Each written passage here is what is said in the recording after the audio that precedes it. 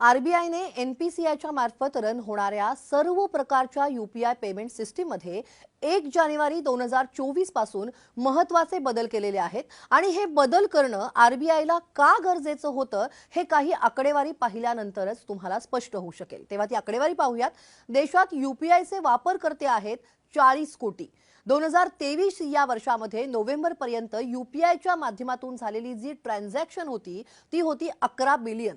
UPI द्वारे 2023 या वर्षात झालेले जे व्यवहार होते ते होते 16 लाख कोटी रुपयांच्या पेक्षा जास्त आणि 2023 या वर्षात यूपीआय द्वारे सायबर गुन्ह्यांमध्ये चोरी झालेली जी रक्कम होती ती होती 30,000 करोड रुपये। तेव्हा येत्या 3 वर्षांमध्ये यूपीआयचा जो अपेक्षित वापर आहे तो होऊ शकतो असा अंदाज वर्तवण्यात आलाय, तो आहे 100 बिलियन ट्रान्झॅक्शन्स। आता या सगळ्या आकड्यांवरून तुम्हाला कळलं असेलच की सायबर गुन्हेगारांकडून यूपीआयच्या द्वारे केल्या जाणाऱ्या फसवणुकीची जी रक्कम आहे ती खूप मोठी आहे आणि त्यामुळे सुरक्षेच्या कारणास्तव आरबीआयने हे बदल केलेले आहेत। ते नेमके कोणते बदल आहेत ते आपण पाहूयात। नंबर 1, जर आपण जीपे, फोन पे, पेटीएम, भीम ॲप हे यूपीआय पेमेंट फोन मध्ये जर का तुम्ही जर ॲप इन्स्टॉल केलेले असतील आणि जानेवारी ते डिसेंबर 2023 या 1 वर्षाच्या काळात ज्या ॲपचा जर एकदाही तुम्ही वापर केला नसेल तर 1 जानेवारी 2024 पासून ती ॲप ब्लॉक करून सुरक्षिततेच्या कारणास्तव सस्पेंड केली जातील। नंबर 2, पेमेंट लिमिट म्हणजे डेली पेमेंट लिमिट जास्तीत जास्त 1 लाख रुपये आता असणार आहे। हा महत्त्वाचा बदल असणार आहे। नंबर 3, स्पेशल पेमेंट लिमिट फक्त हॉस्पिटल्स आणि शैक्षणिक संस्था यांना 1 दिवसासाठी जास्तीत जास्त 5 लाख रुपये हे लिमिट असणार आहे। म्हणजे आता हॉस्पिटल किंवा शाळा कॉलेजेसची जी रक्कम असणार आहे ट्रान्झॅक्शनची ती 5 लाख रुपयांपर्यंतची असेल। 5 लाख रुपयांपर्यंतची फी आता यूपीआय द्वारे तुम्हाला भरता येऊ शकते। नंबर 4, ट्रान्झॅक्शन सेटलमेंट टाइम हे फार महत्त्वाचं आहे। 2000 पेक्षा जास्त रकमेचं जर का सेटलमेंट जर व्हायचं असेल, करायचं असेल तर आता 4 तास लागणार आहेत। आरबीआयने सायबर गुन्हेगारी रोखण्यासाठी हा अत्यंत महत्त्वाचा बदल केलेला आहे। आतापर्यंत ट्रान्झॅक्शन झालं की लगेचच विक्रेत्याच्या अकाउंटला पैसे जमा व्हायचे, पण आता जानेवारी 2024 पासून तुम्ही कोणत्याही नवीन व्यक्तीला किंवा शॉपला किंवा ऑनलाईन जर तुम्ही काही खरेदी केली असेल तर 2000 पेक्षा जास्त रक्कम यूपीआयने पेड केली असेल तर त्या विक्रेत्याच्या अकाउंटला ती रक्कम जमा होण्यासाठी 4 तास लागणार आहेत। पण तुम्ही त्या व्यक्ती किंवा दुकानदाराला नेहमी म्हणजे जर तुम्ही फ्रिक्वेंटली यूपीआय द्वारे जर तुम्ही पेमेंट करत असाल तर हा नियम तुम्हाला लागू होणार नाहीये। आता हा सुद्धा एक महत्त्वाचा बदल आहे। आता पाहूयात number 5, UPI transaction cancellation option.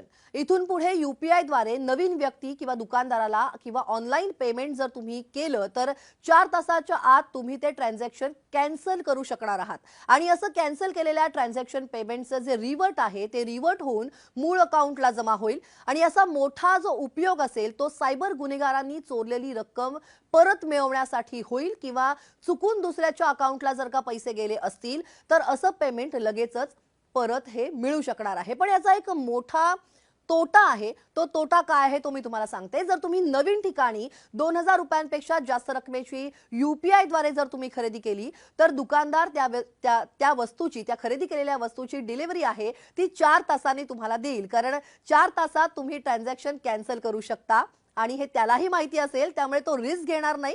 तसंच हॉटेलमध्ये जर तुम्ही जेवायला गेलात तर बिल 2000 पेक्षा जास्त झालं तर हॉटेल मालक यूपीआय ॲक्सेप्ट करणार नाही, जिथे तुम्हाला पूर्वीसारखंच डेबिट किंवा क्रेडिट कार्ड तुम्हाला वापरावं लागेल। तेव्हा हा महत्त्वपूर्ण बदल होणार आहे, तोही लक्षात घ्यायला पाहिजे। आता पाहूयात नंबर 6, विक्रेत्यानं खरं नाव डिस्प्ले होणार आहे। आता विक्रेत्याचं खरं नाव डिस्प्ले होणार आहे। म्हणजे बऱ्याच वेळा आपण पाहतो की बऱ्याचदा आपल्या मोबाईलमध्ये एखादा नंबर विशिष्ट नावाने सेव्ह असतो, नंतर ती व्यक्ती आपला मोबाईल नंबर बदलते किंवा मोबाईल कंपनी 6 महिन्यांपासून जर तो जो मोबाईल नंबर असेल तो तुम्ही रिचार्ज केलेला नसेल किंवा बंद असेल तर नंबर दुसऱ्या कोणाला तरी ती मोबाईल कंपनी नंबर देऊन टाकते। मग आपण आपल्या मोबाईलमध्ये सेव्ह असलेल्या नंबरवरती अशा वेळेला आपण जर चुकून पेमेंट करतो आणि ते जातं भलत्याच व्यक्तीला किंवा ट्रू कॉलरला नाव वेगळं दिसतं आणि बँक अकाउंट वेगळ्याच नावाने असतं। इथून पुढे सिम कार्ड कोणत्याही नावाने असलं तरी बँक अकाउंट ज्या नावाने असेल तेच नाव यूपीआय पेमेंट करायच्या वेळी तुम्हाला डिस्प्ले होणार आहे। हाही एक महत्त्वाचा बदल होणार आहे। आता पाहूयात number 7, UPI credit line. UPI द्वारे पेमेंट करण्यासाठी बँकेत पैसे शिल्लक असणं हे आवश्यक आहे, पण आता तुम्ही तुमच्या बँकेला रिक्वेस्ट करू शकता आणि शिल्लक रकमेच्या पेक्षा जास्त रक्कम खर्च करू शकता. म्हणजे तुमची बँक तुमचं track record, CIBIL score check करून ही फॅसिलिटी ओव्हरड्राफ्ट किंवा CC सारखी तुम्हाला देऊ शकते.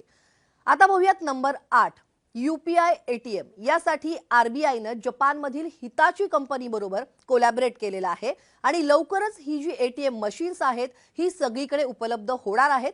जसं डेबिट आणि क्रेडिट कार्ड स्वॅप करून ATM मधून तुम्ही कॅश काढू शकता, तसंच आता UPI QR कोड स्कॅन करून तुम्ही या मशीनवरून कॅश तुम्हाला काढता येणार आहे. Number 9, UPI transaction charges.